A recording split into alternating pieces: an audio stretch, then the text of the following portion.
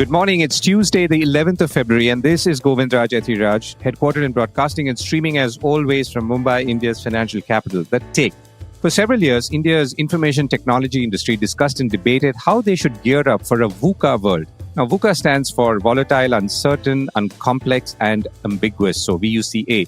And needless to add, the best application for this term seems to be right now, more than any other phase in the past that I can see, except maybe one-off events like the 2008 Lehman crisis or the 2020 COVID pandemic. Just when you thought US President Donald Trump's tariff plans were focused on nations and were just about mentally adjusting to that, comes a fresh salvo, this time a promise to slap 25% tariffs on steel and aluminum imports into America.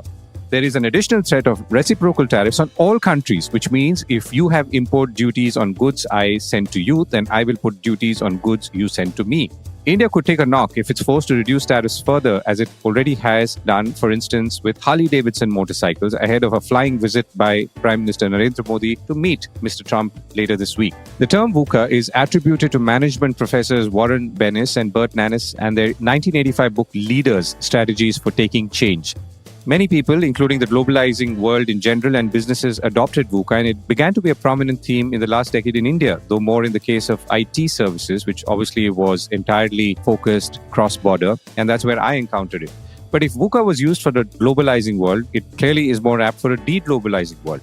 Back to steel and aluminum. A Bloomberg report says the US relies on aluminum imports from countries including Canada, the United Arab Emirates, and Mexico to meet the vast majority of demand, and net imports added up to more than 80% in 2023, according to Morgan Stanley. Steel imports are a smaller portion of overall consumption, but is obviously important for sectors which need specialty grades of steel like aerospace, auto, and energy. Interestingly, steel and aluminum exports, as per a Bloomberg report and chart from India, added up to about $2.2 billion compared to Canada's $20 billion and Mexico's $7.2 billion. So you can see where this is going once again. So how are people responding to all of this? An interesting report in Reuters quoting traders in China's major export hub of Yiwu says that they're already shrugging off Trump's latest moves. And it quotes one exporter, among others, who buys products in Yiwu on behalf of other customers in markets like the US, Australia, and the Middle East. She says that we can respond by slightly reducing our profit margins or adjusting costs, but in the end, the additional costs will be passed on to the end consumers in their country, meaning they will ultimately bear the consequences for their own economic policy. She also says that for the US, whether they can find a suitable country to replace us as a trade partner, that's China, is a question they need to consider themselves. Elsewhere, the administration-friendly Wall Street Journal is reporting that it has taken less than a month for the second Trump administration to cool the enthusiasm of CEOs and deal makers. Consumer sentiment is down and inflation expectations are rising, driven in part by worries about the impact of a threatened trade war. The deals market just ended its quietest January in a decade, says the Wall Street Journal. And by the way, the Justice Department that was expected to wave through acquisitions instead sued to block a big technology merger. Corporate bigwigs are now using phrases, says the Wall Street Journal, like fragility, volatility, and wait and watch, or rather wait and see, to describe their outlooks. Now that sounds like VUCA to me.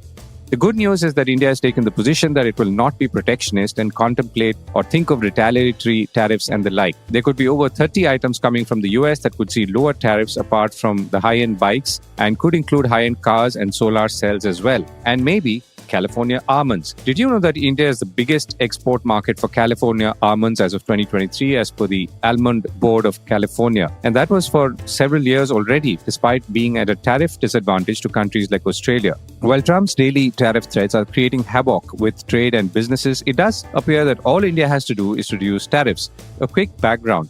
India's average tariffs have declined from about 125% in 1991 to about 13% in 2014-15, according to a study reported in the Indian Express. However, since 2014, there have been about 3,200 tariff increases, with the largest happening in 2018, according to a paper by economists Soumitra Chatterjee and Arvind Subramaniam, also former chief economic advisor to the government of India. These large tariff increases, linked to the government's call for self-reliance, have led the average tariff rate to rise to about 18%, which obviously affects a good part of the country's trade basket. Moreover, India's tariffs are amongst the highest in the world. In fact, they're not only higher than those of China at 7.5%, but also countries like Vietnam about 9.6% or just under 10%, and Bangladesh at about 14%. The government's own economists, like Dr. Arvind Panagrav, argued that India cannot be an export powerhouse without being open on the import side. He's also argued several times in the past that signaling this is very critical. Perhaps this is the golden opportunity to heed Dr. Panagria's advice, among others, and open up further, President Trump or no President Trump. Well, the downsides seem low, if at all, because revenue lost on customs duties will be made up elsewhere as exports rise. Now, this is a good time as any to move with speed and determination, else we'll be left munching almonds at lower duties, of course. And that brings us to the top stories and themes for the day. The stock markets fall as Trump tariff uncertainty once again takes hold. Gold prices hit a fresh record high. Should investors stay away from small cap and mid cap stocks? And how Trump tariffs are making CEOs wary.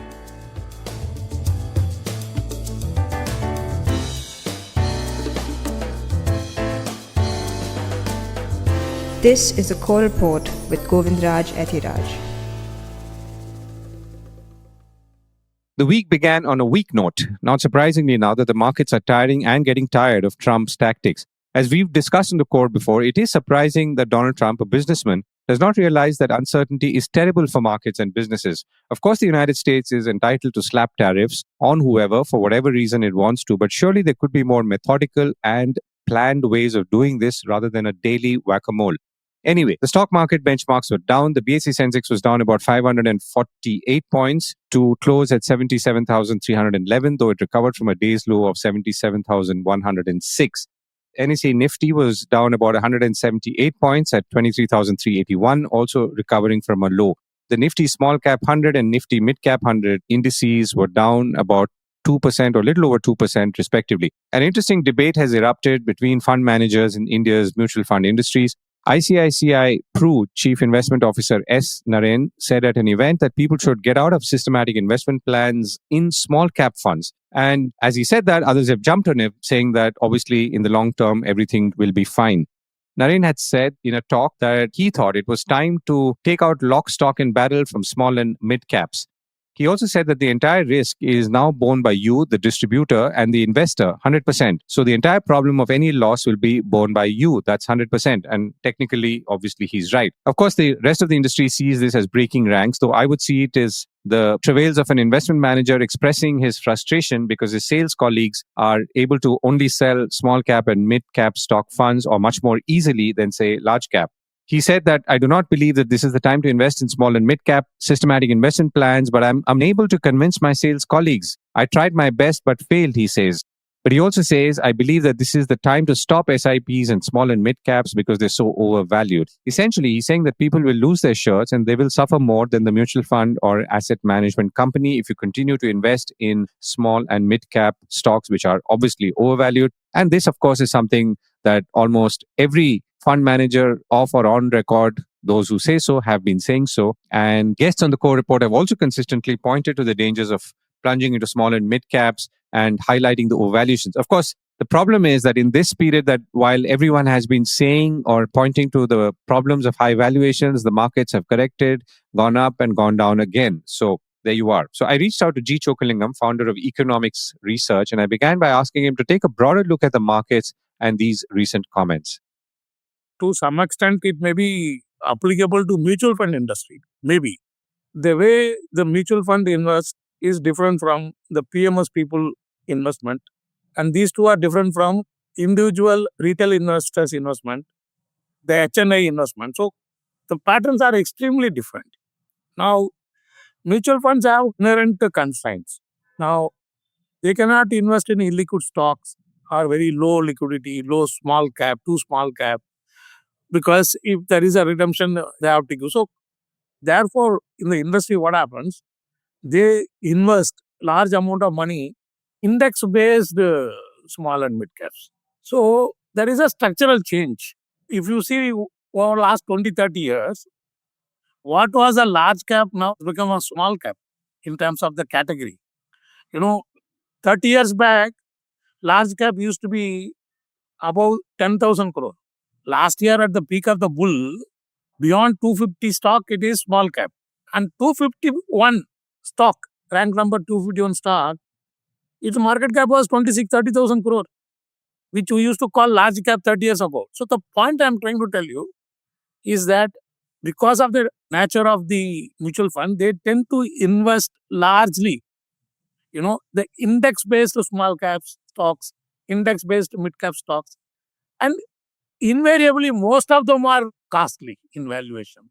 It is very difficult to find cheaply valued stocks in the top 10, 20 index stocks. And they can't go for bottom-up approach in terms of cheaply valued but illiquid. So, therefore, there can be a constraint. But this is not applicable for equity investing for everybody. Now, first of all, in bear market, I have seen bubble in the individual small and mid cap stocks. In the bull market, I have seen very cheaply valued small and mid cap stocks because the universe is more than 4,000 now. So there are many, few hundred stocks one can always find comfort in the bull market. In the bear market also, one can find a lot of stocks attractive valued. So if you're not willing to invest in the bear market, that too now 70 lakh crore rupees, 70 trillion meltdown has already happened. Now, after this also, if you don't find comfort in any individual stock, then when will you find? So, point one, the universe is too big. Your logic of median and all may not be applicable. And two, SMC small and mid cap stock is not a homogeneous group. It is heterogeneous. So many diversities within that. So, irrespective of the market condition, you always find bubble and opportunities. Third, market is down 70 trillion rupees. So, it has really thrown a lot of opportunities. Fourth, even if you assume this is the time to get out of small and mid cap, now on the other hand, FIs are selling every day and most of their sellings are happening in the large cap. So, does it mean that you stay away from the whole market itself? Then everybody tends to think then what you saw during COVID pandemic, double that pain or 10 times that pain will see. So that is not the way the market behaves. Yes, I do agree. The mutual fund managers have certain limitation, but that is not applicable to all other investors. It is proven again and again, particularly the most successful investors are the one who has accumulated a lot of quality stocks in the bear market, not the one accumulates in the bull market to make a lot of wealth. But there is a specific demand supply challenge, as in there's too much supply because investors are consistently putting money into systematic investment plans of mutual funds for small and mid cap investing, and which is perhaps where they find it more attractive or lucrative. And the fund manager herself or himself is struggling because obviously right now valuations are high and overall market forecast for this year at least is not looking as bullish as it was earlier. So to that extent, is the ICICI Prudential fund manager fair in saying that, maybe you guys need to pull out right now and maybe come back later? I'm not sure he said that, but I'm sure he means that. Last year at the peak of the bull market, they said, we stopped taking money. After 70 trillion washout, are we panicking on the valuation? We may be panicking on the market. The market might correct, but that is pattern of the markets. In 2010 November, 2013 November, if my memory is right, Sensex was down more than 25%, 20-25%. So all mutual funds had a negative. So we have to accept that. But the point is, it doesn't mean that you have to invest in the overvalued stocks. Today, what is the problem? A lot of IPOs, the companies which qualify as a venture funds, before the venture fund cycle got successfully completed, they rushed to the market and listed. What I mean, the loss making. And they are down 50%. And some of the companies which were doing a traditional business on a digital platform suddenly got overvalued 100 PE, 80 PE, and they are the stock which are down 50%. So, bad experiences should not guide you to create aversion. There are hundreds of small and mid cap stocks still reasonably valued. So, that's an opportunity. So, therefore, I would say that don't shun the pocket of small and mid cap category as a whole. Within that, shun segment of overvalued stocks. So, that is a challenge for the fund managers. Correct. Your advice is to the fund manager or to the investor in the fund which is being managed by the fund manager? I would say that even fund manager has to do this. There are various segments, but you caution the investors, that because India's story ultimately is a great story. A lot of small caps only eventually evolved as a large cap. Infosys was a small cap.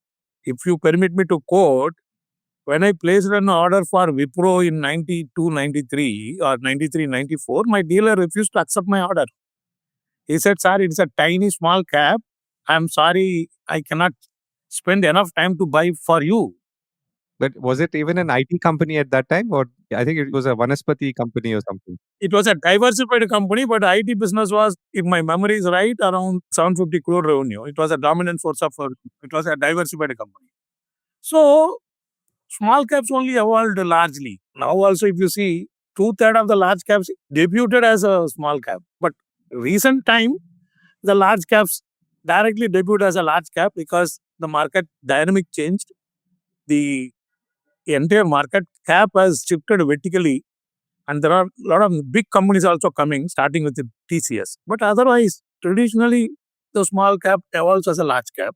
And as I mentioned, you have to make a distinction between the category as a whole, the pockets of overvaluation. To give an example, BSE, it was 150 rupees if you adjust for the bonus. It has gone up 30 times. No, I'm not making any view on the stock. So the point I'm saying, such a tiny small cap, it has become a reasonably large cap. To deal with the problem, maybe you position your small and mid cap as a 3-year fund, 5-year fund. Tell them that within 3 year, 5 year, it's a closed ended. You cannot take the money, but you invest in the stocks where you have got a lot of appealing valuation. So that is the way that a lot of HNIs have made enormous wealth in the country. That is the way many professional investors make investments. Still, I should admit that they have a problem. They have to invest as a fund as a whole. So they find it very difficult to concentrate in deep value, small cap, illiquid counters. So one should agree that limitation. I mean, one should accept that limitation. Otherwise, opportunities are there. Right, Chokka, thank you so much for joining me and sharing your thoughts. The rupee takes a hit again. The Indian rupee hit a fresh all-time low on Monday after those fresh tariff plans which drove currencies across the region lower, while foreign portfolio investors continued to sell. The rupee weakened to 87 rupees 95 paise, almost touching 88 rupees against the US dollar before closing at 87 rupees 47 paise, slightly down for the day according to Reuters. The currency managed to pay most of its losses thanks to strong central bank intervention, exporters, dollar selling, and profit booking by speculators holding long USD INR positions, according to traders who spoke to Reuters. Asian currencies were also weaker, and the offshore Chinese yuan was down 0.2%, and the dollar index too was down at about 108.2.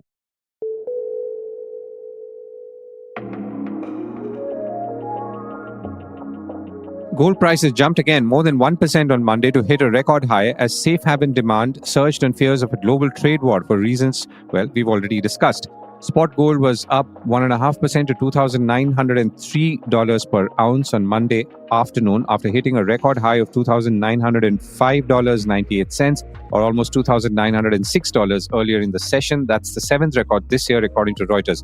US gold futures were at about $2,929. India's gold prices are also edging towards about 90,000 per 10 grams now. They're edging towards that. So where are they, or rather, where could they be, and what could drive prices, including in India, further? I spoke with Jigar Pandit, Senior Vice President and Business Head of Commodity and Currency at Mirae Asset Sharekhan, and I asked him about assessing the factors that could drive prices up.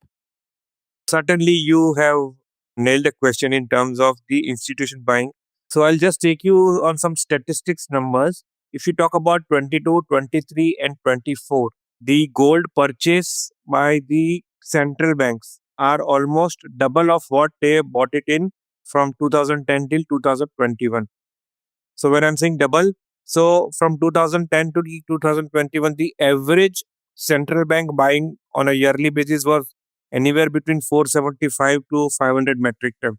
But if you talk about 22, 23 and 24, the average yearly buying was something around 1050 metric ton.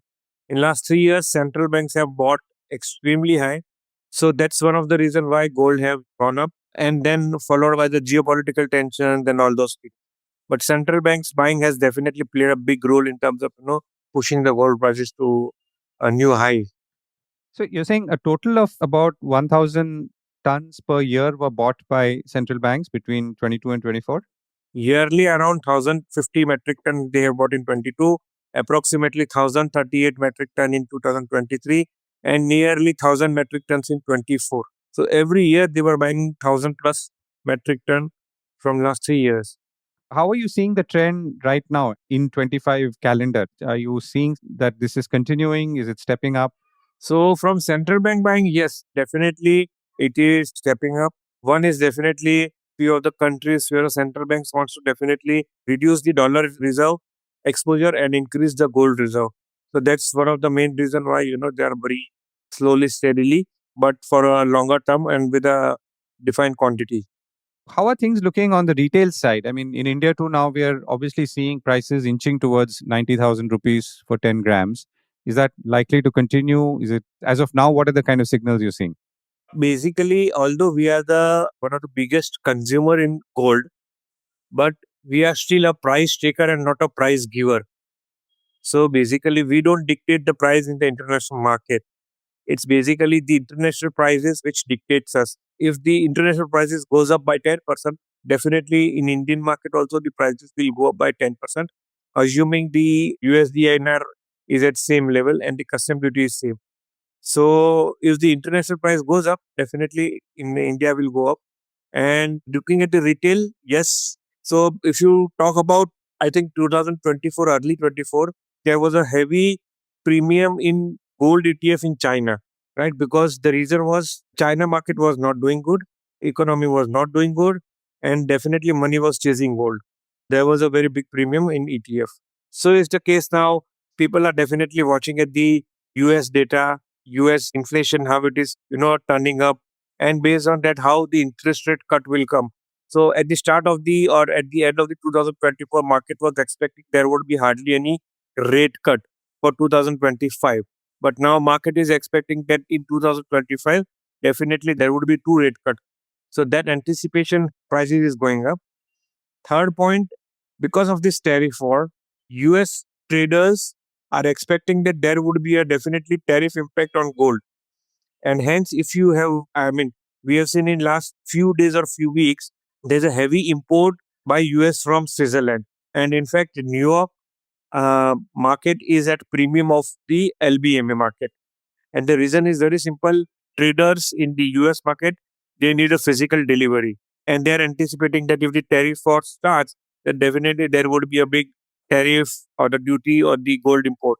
And hence, with that, they are, taking a physical delivery. Right. And what does all of this add up to, both the retail trends as well as the institutional trends, to how the prices could move to the extent that we can project or predict in the next month or so? By next month, definitely the way it is going right now, it is trading at 2,910 odd dollars.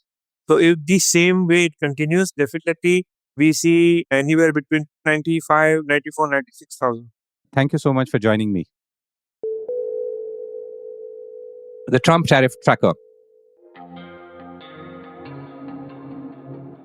Well, we're back to the Trump tariff tracker right now. President Trump, as you know, on Sunday said he will bring in 25% tariffs on steel and aluminum imports into the US, on top of existing metal duties on Monday. He also said he will announce reciprocal tariffs on Tuesday or Wednesday to take effect, applying them to all countries and matching the tariff rates levied by each country. Meanwhile, it's taken less than a month, as we pointed out earlier, for the second Trump administration to cool the enthusiasm of CEOs and deal makers, the administration-friendly Wall Street Journal is saying. The recent whipsaw on tariffs seemed to hit hardest on business leaders' confidence, according to the Wall Street Journal, and a number of executives, as well as top investment bankers and other industry advisors, have said that priorities have shifted in recent days to navigating tariffs and other policy issues. They need to settle supply routes, discuss whether to raise their own prices, and figure out what is even happening. That doesn't leave much room for thinking about big bet the company deals, said the Wall Street Journal. And that reaction is evident in the deals market. Just under 900 deals were announced in the US in January, according to data from LSEG, which compares with about 1,200 in the previous January and 1,500 2 years ago. Even the hope of a lighter regulatory touch has taken a knock, says the WSJ, and the Justice Department has sued to block Hewlett-Packard Enterprises' $14 billion deal to buy Juniper Networks. India goes into energy overdrive. India will launch rounds for oil and gas blocks licensing this week, India's Oil Minister Hardeep Singh Puri said on Monday, adding that he hopes energy supply issues will be discussed during the meeting between India's Prime Minister Narendra Modi and US President Donald Trump scheduled for later this week. A Reuters report quoted him saying that he would be surprised if sourcing of energy will not figure during the discussion. Meanwhile, India's top importers of liquefied natural gas, LNG, are holding talks to buy more fuel from US suppliers, according to Bloomberg. Indian Oil, Bharat Petroleum and GAIL India are considering purchases, India's Oil Secretary Pankaj Jain told reporters in Delhi on Monday, adding some companies could also be open to buying shares in US LNG projects. We're talking with the United States on both crude and LNG, but LNG is a bigger priority than crude, he said. Indian buyers like Indian Oil were also in discussions to buy LNG on a long-term basis from US export giant Cheniere Energy and other companies with access to American supply. GAIL is also considering investing in a US project, according to some sources who spoke to Bloomberg. Buyers will hold meetings over the next few days as energy producers and purchasers gather at the India Energy Week conference that starts today. Japan's Prime Minister Shigeru Ishiba, who in a meeting last week pledged to buy more LNG from the United States in order to reduce its trade surplus. Indian officials have said the Prime Minister is prepared to discuss reducing import tariffs and buying more defense equipment as well as energy, says Bloomberg. The US is the world's top exporter of LNG, while Indian demand for LNG is obviously set to rise. However, Bloomberg also adds that new deals likely wouldn't start until later this decade, as there is little spare supply available right now.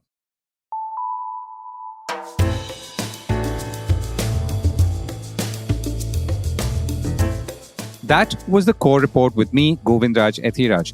Do stay connected with more of our coverage at the Core. You can check out our website or sign up to our newsletter for our exclusive stories, one in-depth feature a day on www.thecore.in. Do also track us on LinkedIn, where we usually post synopses or extracts of our top stories and interviews. We would love your feedback on how we can make business more interesting and relevant, including, of course, India's vibrant manufacturing sector. So write to us at feedback@thecore.in, and thank you once again for listening.